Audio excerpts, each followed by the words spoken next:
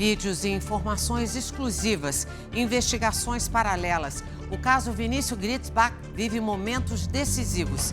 Existe muito mais em jogo do que a solução de um caso emblemático. Levantamentos e diferentes polícias encontram diferentes caminhos.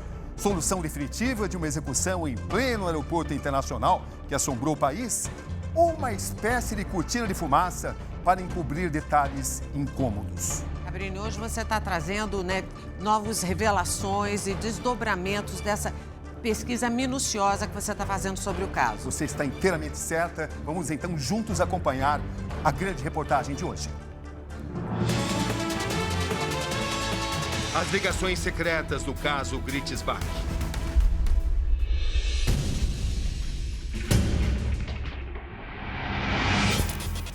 Imagens exclusivas.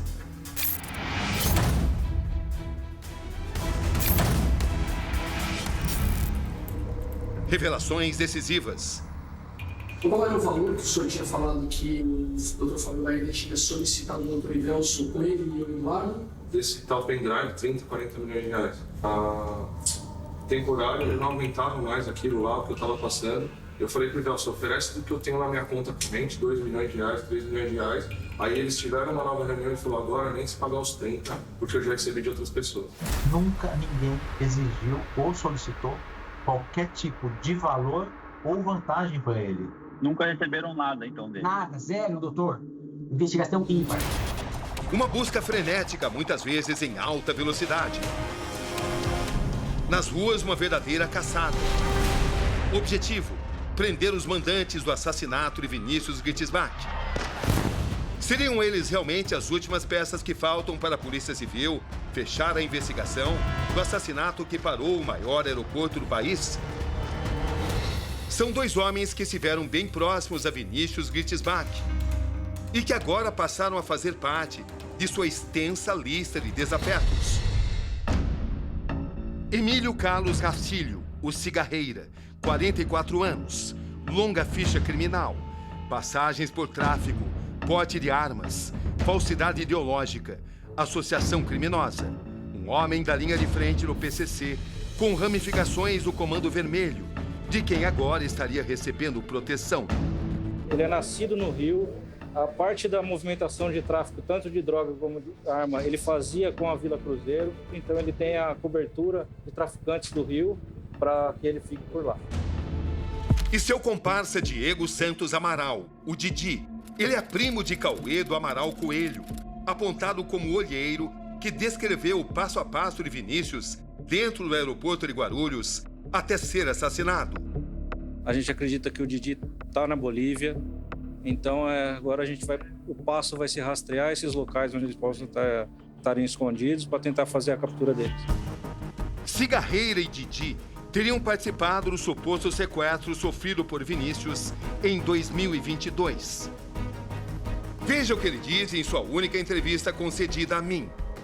Como tudo aconteceu? Uma pessoa me ligou, marcando uma reunião para ir no advogado para resolver a questão do espólio. Eu fui, começam a chegar pessoas. Que pessoas? Chega a Didi, o Mole, chega a Branquinha, tinham diversas pessoas, Cabrini. Foi anunciado em algum momento que se tratava de um sequestro? A partir do momento que eles me colocam dentro de um carro, no meio, todo mundo armado, sim, né? E sem o celular. E meses depois, em sua delação premiada. O senhor mencionou, durante a leitura do outro anexo, um aspecto relacionado ao desbloqueio de bens do seu tio e do seu primo, e que esses bens estariam sendo vendidos, é isso? O senhor pode ser mais específico nesse ponto, por gentileza? Os imóveis foram desbloqueados e os corretores já estão ofertando com preços inferiores os imóveis, porque esses imóveis, na verdade, eles não são do meu primo, eles são de terceiro. E aí eles foram negociados no DEIC para não serem alguns bloqueados. Então tem imóveis que estavam no bloqueio e tem imóveis que não estavam no bloqueio, que pertencem à pessoa de nome Emílio Carlos Novoa Castilho. Então essa pessoa era um procurador da justiça, ele diz que ele tem a chave do DEIC. Cigarreira aparece em outra delação premiada de Vinícius. As declarações foram feitas menos de um mês antes de sua morte. Falaram que nem se eu pagasse 60 milhões, me livrariam, pois o Cigarreira já tinha acertado para me colocar como alvo principal. Um acerto de contas. Vinícius é acusado de dar um golpe milionário no PCC e de mandar matar um dos líderes da organização, Anselmo Santa Fausta, e seu motorista.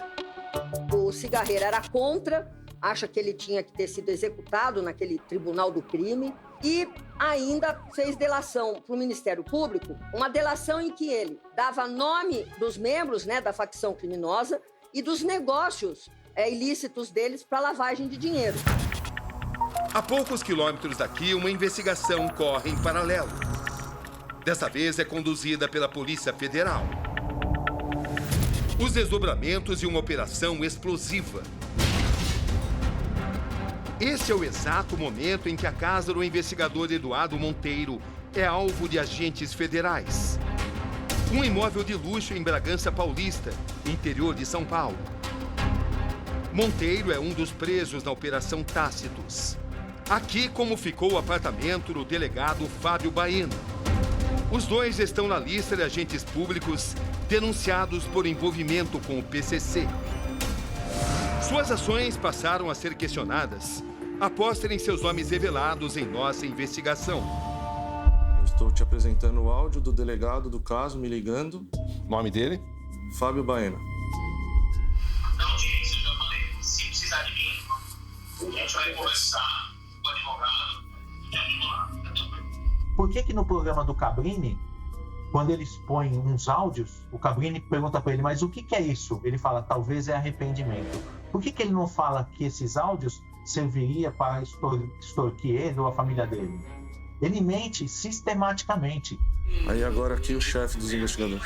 Eu sei disso, Nome dele? Eduardo Monteiro. Que ele disse que não vai acontecer nada na corregedoria porque a tia dele é a atual corregedora. É o cara que mandou matar 2 caras da cúpula do PCC, roubou essa... Não sei quanto que falam, doutor, 600 a 3 bilhões que mandou roubar. O cara é um cara milionário, achou que ele ia ludibriar a lavagem de dinheiro e o homicídio desqualificando os policiais. Mas o senhor não pensou na hora, viu que era ele falando, desligar na hora. Queria ver o que ele tinha pra falar. Ah, doutor, dá um jeito de encostar em alguém pra te ligar, você fica com medo, doutor. O medo é forar-se. Aqui uma testemunha importante surge na história.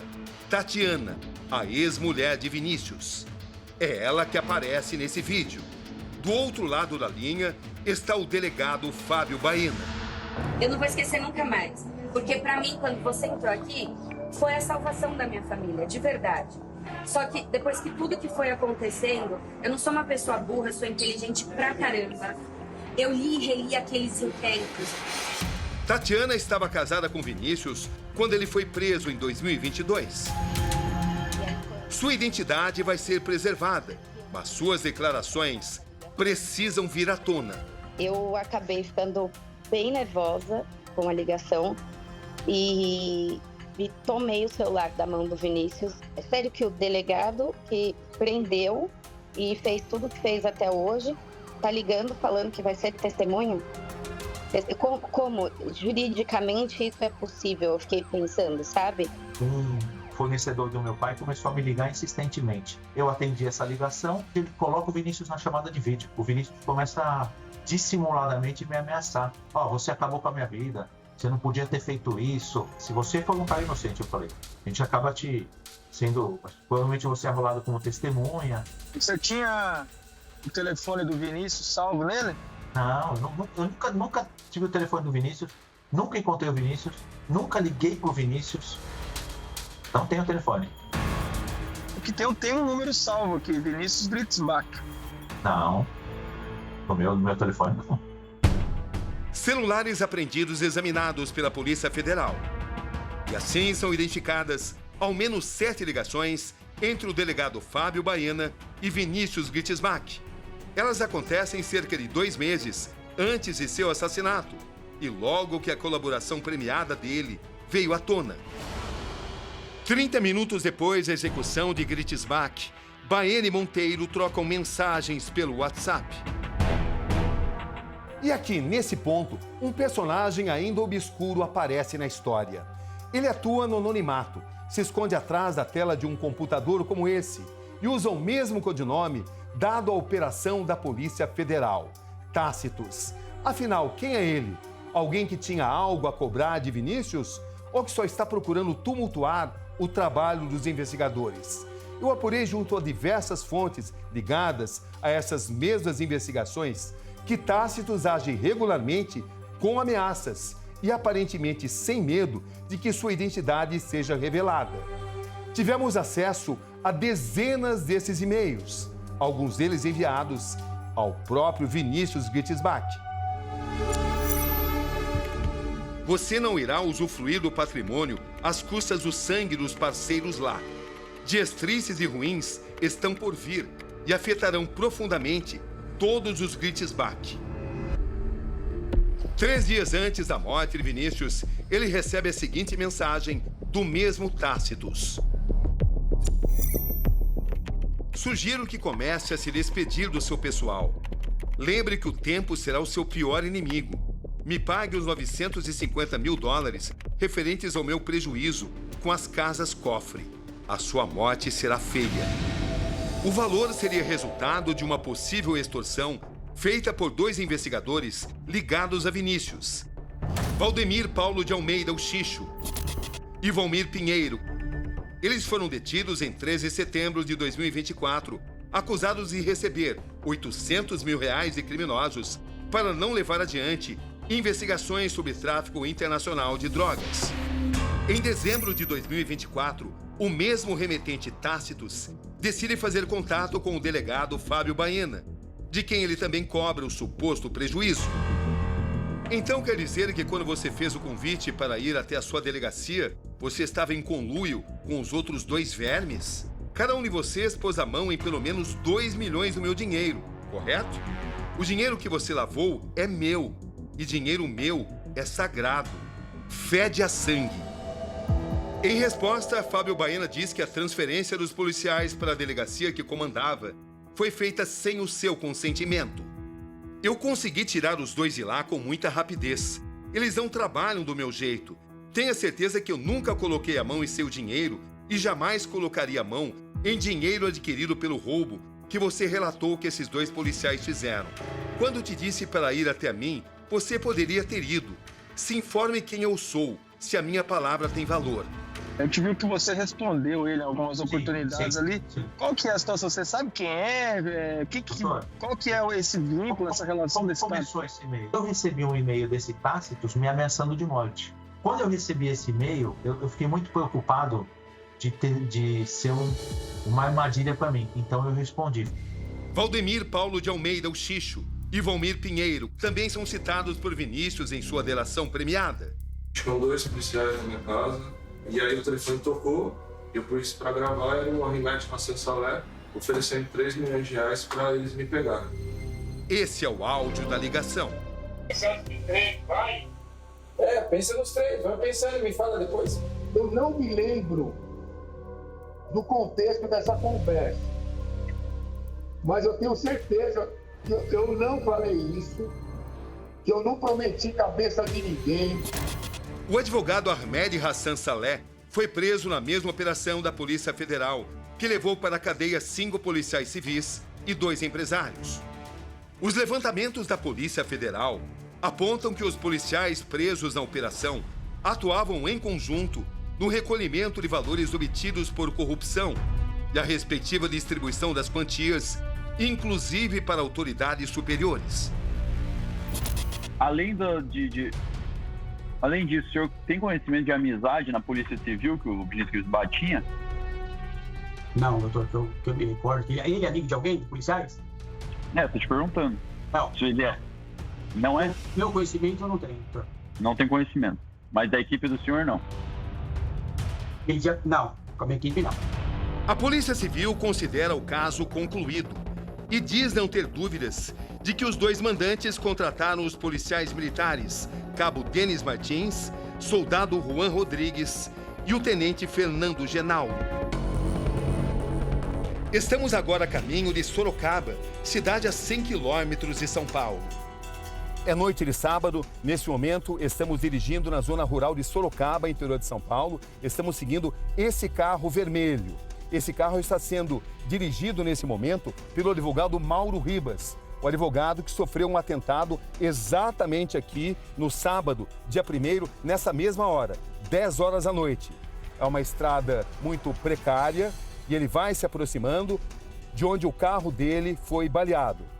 Vejam só, Mauro Ribas defende 3 policiais militares acusados de envolvimento no assassinato de Vinícius Gritzbach. Esse é o local onde o carro de Mauro Ribas, o advogado, foi baleado. Essas imagens mostram as consequências do atentado sofrido pelo advogado. Advogado Mauro Ribas, como sofreu atacado? Cabrini, eu desci do veículo, fui até o container, peguei a chave quando eu estava sentando no veículo novamente que eu fui atacado. Quais foram as consequências para o senhor? Cabrini, vou estilhaço no olho, tá uma dificuldadezinha na recuperação, mas está recuperando. Graças a Deus, foi muito bem atendido no dia, então a gente tá com boas perspectivas. A quem o senhor atribui esse atentado?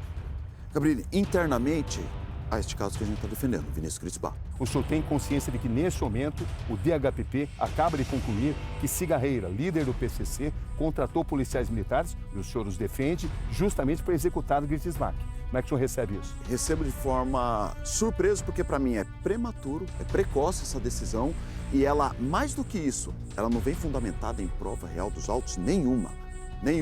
Genauro, Juan e Denis não estiveram no aeroporto de Guarulhos na data dos fatos. Aí eles vêm e trazem essa situação desse cigarreiro, que eu não sei quem é, nunca ouvi falar, não sei de caminho, não apareceu no processo, trazem ele como mandante. Ele não contratou os seus clientes para executar o Gritzbach? Nunca. Como diz o DHPP? Meus clientes nunca tiveram contato com esse indivíduo. E quem então teria sido o mandante? Para mim, não só o mandante, como executores. Está diretamente ligado a policiais civis que foram delatados. Um pano de fundo inquietante. A investigação do crime organizado que manda matar passa também pela investigação de determinados investigadores. As ligações incestuosas.